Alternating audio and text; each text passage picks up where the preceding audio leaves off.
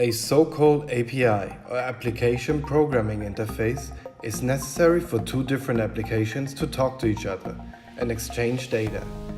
To connect the pilot to your Binance account and trade on your behalf, you therefore need an API key.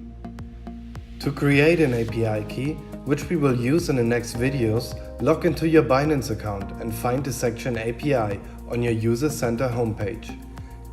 Click the button Enable to create your first API key. Start by entering a label or name for your API key, for example the.pylot. Click on the button Create New Key afterwards. Binance will now ask you to enter the two-factor authentication code from your Google Authenticator app. Please do so. After that, Binance will send you an email to confirm the creation of a new API key, which will look like this. Please confirm that. On a new page that will open, Binance will confirm that it has created a new API key and it will show you two cryptic values, the API key and the secret key.